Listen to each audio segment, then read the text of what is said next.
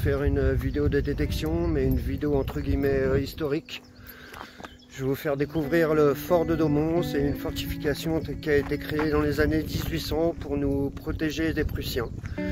Donc ça faisait tout le tour de Paris. Il y a plusieurs villes où il y a des forts à peu près identiques à celui-ci. On ne peut pas le visiter parce que c'est privé, mais bon, je vais vous faire voir l'entrée et la batterie des Blémures qui, elle, est à l'abandon, mais qu'on peut visiter, enfin qu'on peut visiter, ou on peut y accéder. Tchuss.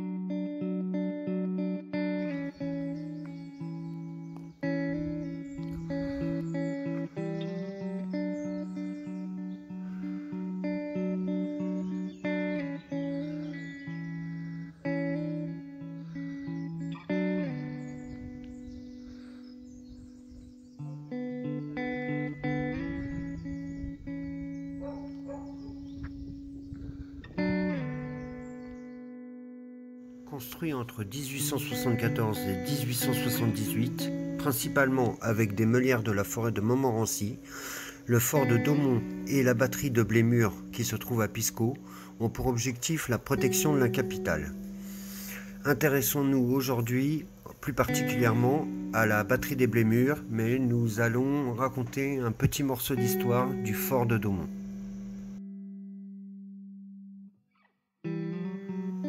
Le fort de Daumont, un des plus puissants camps retranchés de Paris, est construit par 600 prisonniers de droit commun et peut accueillir 1175 hommes.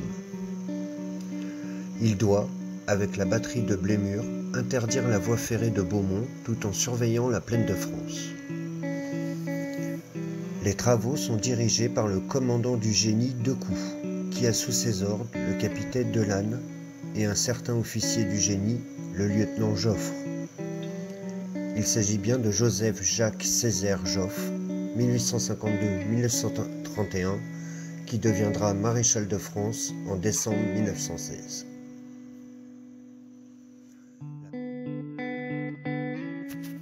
La construction du fort démarre le 14 juillet 1874 et les pierres de Champeaux, meulières compactes et caverneuses, commencent à affluer sur le site le 16 juillet 1874.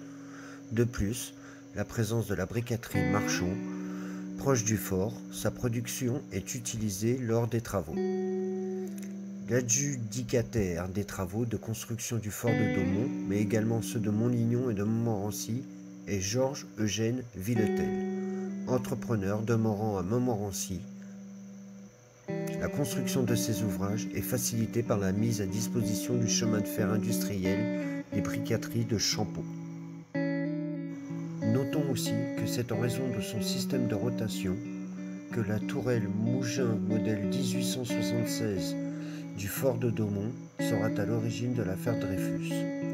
En effet, Alfred Dreyfus, 1859-1935, officier français d'origine alsacienne de confession israélite, sera accusé et condamné à tort en 1894 pour avoir transmis aux Allemands les plans de cette tourelle. En 1940, le fort de Daumont sera occupé par les Allemands, ainsi que celui de Montlignon. Ils seront tous deux abandonnés à la Libération. Le fort de Daumont est composé de deux parties, donc le fort principal où vous avez pu voir l'entrée là, mais bon, comme je vous ai dit, maintenant c'est un fort d'entraînement cinéphile, donc on ne peut plus y accéder. Et de la deuxième partie qu'on appelle la batterie des Blémures, qu'on va aller visiter. Bon, alors c'est à l'abandon, hein, y a des graffitis partout et tout, mais on arrive quand même bien à entrevoir leur vie à cette époque, en pleine époque des poilus, quoi. À quelle, comment je vais dire ça, à quelle vie ils pouvaient aspirer en étant dans ces forts. Voilà, tchuss. Allez, je vous retrouve dans le fort aussi, donc où se trouve le fort de Daumont, et la batterie des Blémures est complètement défigurée, comme vous pouvez le voir. Ils sont en train d'abattre tous les arbres à cause d'une maladie, la maladie de l'encre qu'il y a sur les châtaigniers. Et donc ils sont obligés de les abattre et après ils replantent d'autres essences à la place qui résistent à la maladie de l'encre. Mais bon, moi qui suis du coin, je vous dis, ça fait vraiment mal au cœur de voir la forêt dans cet état-là, quoi. On dirait qu'il y a eu un tsunami ou je sais pas quoi. Donc là, vous pouvez entrevoir le tour, là, les collines qu'on voit juste devant, là. C'est le tour de la batterie des Blémures qu'on va aller visiter ensemble. Voilà, à tout de suite. Nous arrivons à la batterie des Blémures. Ça, c'est le devant de la batterie. Alors malheureusement, ça a été laissé à l'abandon, donc voilà quoi, il y a les graffitis, on est en banlieue parisienne. C'est malheureux. Voilà, on voit bien les meurtriers, les meurtrières.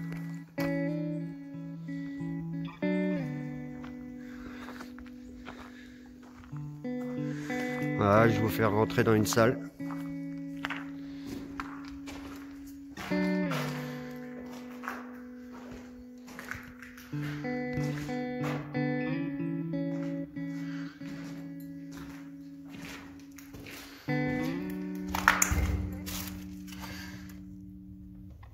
Vous imaginez en train de guetter l'ennemi là avec votre fusil à la meurtrière?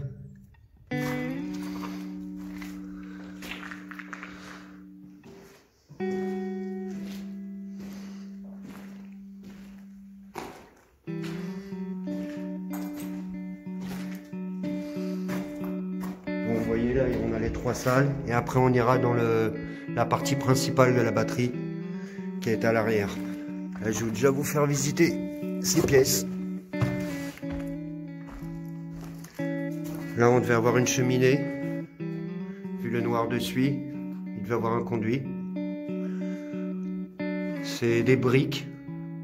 C'est comporté de briques.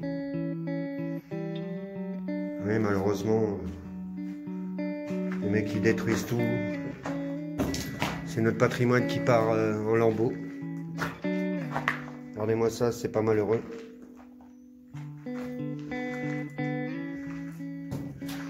Les mecs respectent rien. Là, il y a 2 petites alcôves. Alors, je sais pas à quoi ça servait. Ah, je crois que c'est l'aération. Bingo, c'est des aérations, vous les verrez, on les retrouvera au-dessus. Il y a des puits pour avoir de l'air.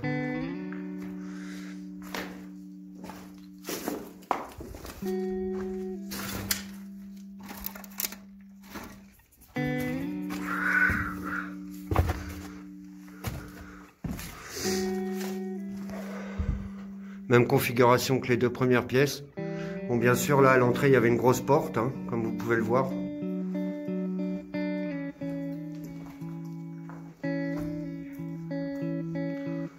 Là, on voit les attaches de la porte.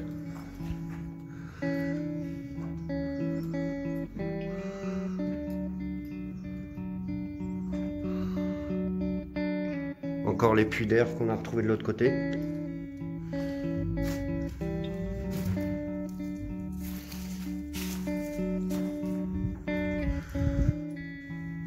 Et donc là, on va arriver à l'arrière. Donc de ce côté-là, vous avez une meurtrière qui va tout au bout. Je peux aller vous la faire voir.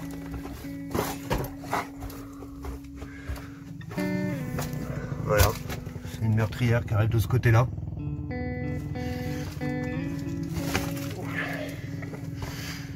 Là c'est du béton, c'est pas la même, à mon avis, c'est peut-être a été fait après l'autre partie, parce que l'autre partie elle est en briques, là c'est en béton. Alors faut pas être grand, hein. Voilà. Et donc on arrive dans la partie centrale de la batterie Blémures.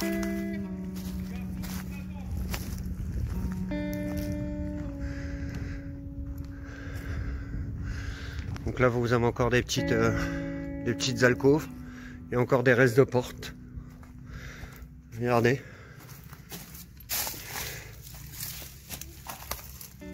Encore le bois d'époque. Donc 1874, la construction du fort de Daumont. La batterie Blémures, je sais qu'elle n'est pas exactement construite à la même époque, faudra que je regarde. Donc on voit bien qu'il y avait une porte là, Et ensuite il y avait un petit mur à mon avis encore, comme on peut le voir, avec une deuxième porte. Alors là c'est pas du béton. Là pareil, il y a ces... Je sais pas du tout à quoi ça sert.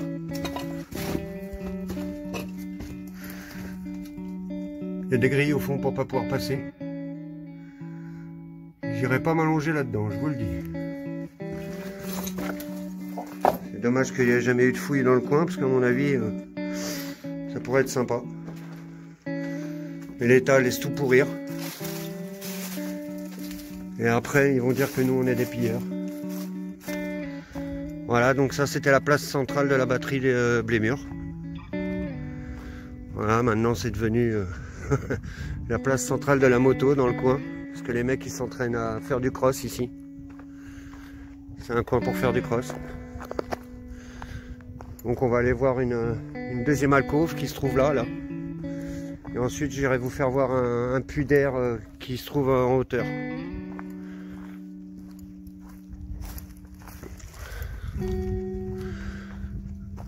Voilà la deuxième alcôve. Alors même configuration que la première. Hein.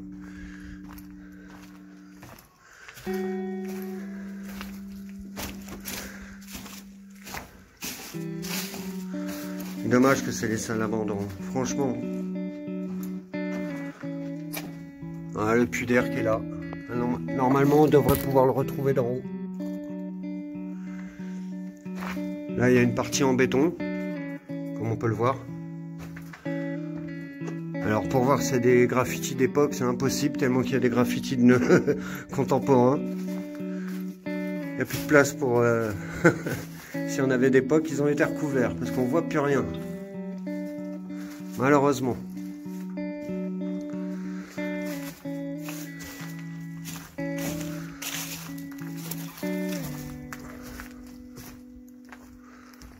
Voilà. On va aller voir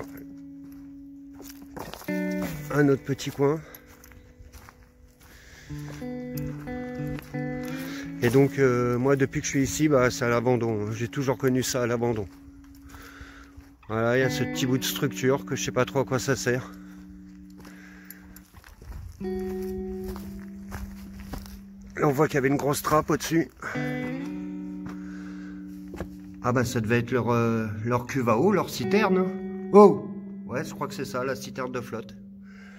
Donc là on doit être sur la citerne d'eau. Ou de gasoil, un des deux. Que je vous fasse voir, que je me rappelle où c'est qu'il y a des puits pour qu'on voit la sortie des puits d'air. Et donc c'était fondu dans les collines de la forêt pour que même pour la reconnaissance en avion on le voit pas. Et donc il y a un fossé tout le tour comme vous pouvez le voir. Tout le tour, on va faire un peu le tour ensuite. Tout le tour il y a un fossé.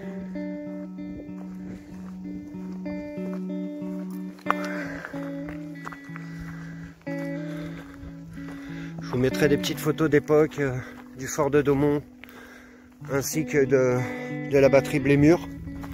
La batterie Blémur, je ne sais pas si je trouverai des photos d'époque, mais du fort de Daumont, je sais qu'il en existe. Avec les Allemands en train d'être comment on appelle ça, au piquet quoi. Avec des Allemands au piquet à l'entrée en 39-45. Le fort de Daumont a été occupé par les Allemands en 39-45. Donc la batterie Blémur était déjà à l'abandon. Ça c'est une troisième alcôve.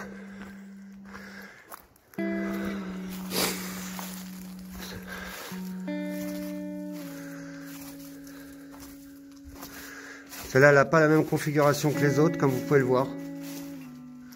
Elle tourne. Alors à mon avis c'était du stockage de munitions qu'il devait avoir dans le coin.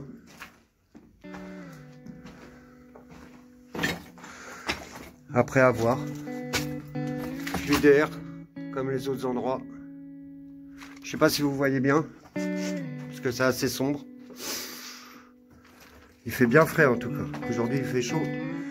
Là il fait bien frais. Un autre puits d'air. Voilà. Je reprends après. Chose, c'est au-dessus d'une des alcôves, vous voyez. On peut rien voir d'au-dessus, hein, imaginez. Les Allemands, ils pouvaient voir qu'une colline de terre. Hein. Ce fort est vraiment fondu dans la végétation. Regardez là, c'est casse-gueule l'arbre là. Vous avez vu ça? En plus, il y a du vent. On va pas squatter longtemps en dessous, parce que s'il tombe, je suis mort. Et donc voilà une des alcôves, la seule qui reste. Hein. Toutes les autres ont été pétées.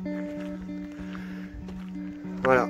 Bon là, il est bouché, mais c'était le puits d'air qui est dégueulasse. Vous voyez, les gens sont très propres, hein, comme vous pouvez le voir.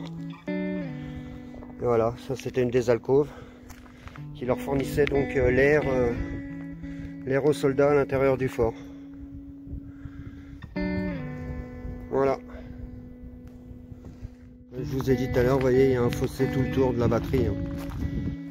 Histoire de ralentir l'ennemi s'il attaque et de pouvoir avoir le temps de le dézinguer.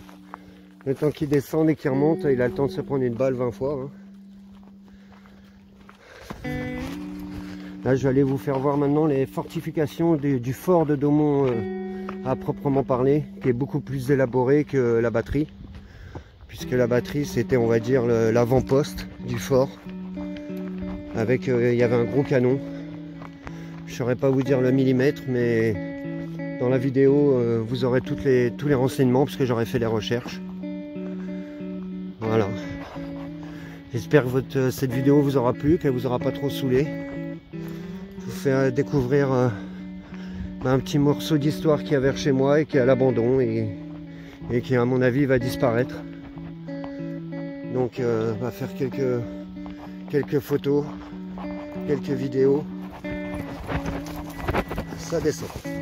Avant que ça disparaisse complètement, quoi. Ce qui est très malheureux. Voilà, et là la boucle est bouclée, on a fait le tour. C'est par où on est rentré tout à l'heure. Par où on est sorti tout à l'heure, mais on va repasser par là.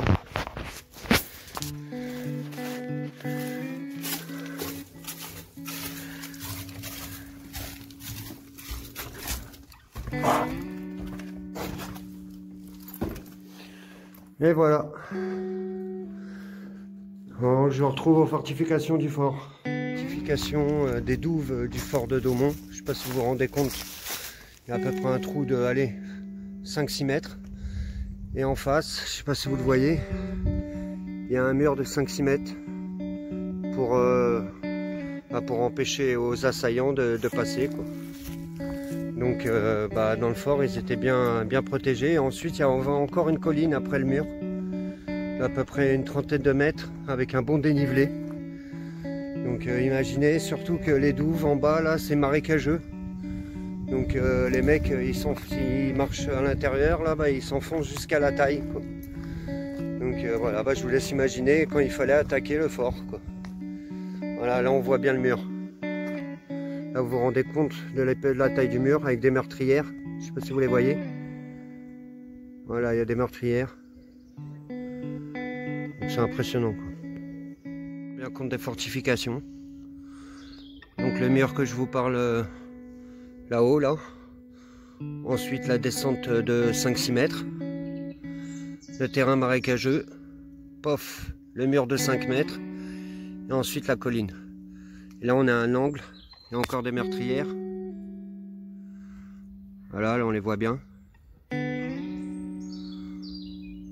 Donc moi je veux pas dire, mais pour ainsi dire, imprenable fort. Alors attendez, parce que c'est dangereux, j'ai pas envie de tomber. Voilà. Le fort, à mon avis, il était imprenable, quoi. Et donc bien sûr il y avait des grilles, hein. Donc je vous les imaginez. Et il y avait 3 gros canons donc dans ce fort là qui faisaient mal. Malheureusement maintenant le fort il est privé. Il a été racheté par un mec. Donc maintenant c'est un camp d'entraînement cinéphile pour les chiens. À une époque ça a été un camp d'entraînement pour le feu, pour les pompiers. Et maintenant c'est pour les chiens. Et donc là vous voyez bien les fortifications du fort. Dommage qu'on ne peut pas rentrer dans le fort. J'aurais bien aimé vous faire une vidéo sur le fort, mais bon. On n'y a pas accès, malheureusement. Donc là-bas, je ne sais pas si vous voyez, il y avait des barbelés aussi.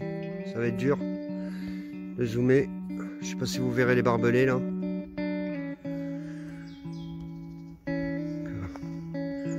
Voilà, et il a une sacrée superficie. Et donc les douves font complètement tout le tour du fort. Là, vous allez vous rendre compte un peu de la longueur qu'il a. Voilà, imaginez la profondeur. Donc tout le tour, c'est fortifié. Vous voyez? Avec le mur qu'on retrouve partout. Donc voilà, je vous ai fait découvrir le chef-d'œuvre en péril, on va dire, de vers chez moi. 1874, son année de construction. Voilà. Là, on voit bien un autre angle. C'est d'où je filmais tout à l'heure. Là, en fin de compte, j'étais au-dessus, là, tout à l'heure.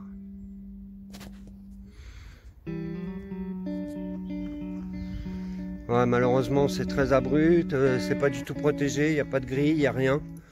Donc, on se retrouve avec un trou de 5 mètres. Moi, je dis 5 mètres à vue d'œil, mais ça se trouve, il y a bien plus.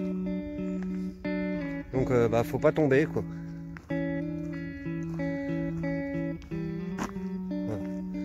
Alors il y a deux sortes de meurtrières, je vois. Il y a les grandes. Voilà. Et les petites qui sont en dessous. Là, il y en a une là et une là. Voilà. Attendez, je vais faire voir avec mon doigt.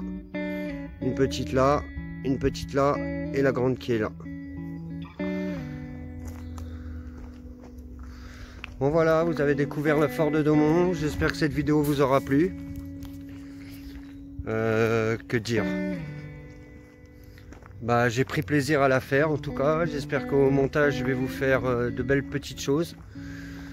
Et puis j'essaierai de temps en temps de vous faire découvrir comme ça des petits coins historiques de chefs-d'œuvre en péril. Voilà, on peut appeler ça comme ça. Parce que pour moi, franchement, le fort de Daumont, c'est un chef-d'œuvre, quoi. Il est vraiment magnifique, quoi. Dommage qu'on le voit que de dehors, quoi. Regardez tout est en train de se péter. Regardez le mur là, qui est en train de casser. Je sais pas si vous le voyez. Voilà, là il n'y a plus de mur sur à peu près une bonne trentaine de mètres. Il reprend que là. Donc c'est malheureux de laisser pourrir un édifice aussi intéressant et aussi impressionnant. La nature reprend ses droits, certes, mais c'est quand même notre patrimoine qui s'en va, quoi. Donc dites-moi ce que vous en pensez et likez, faites des pouces bleus et abonnez-vous pour ceux qui ne sont pas abandonnés. Donc voilà, ciao les potos, tchuss.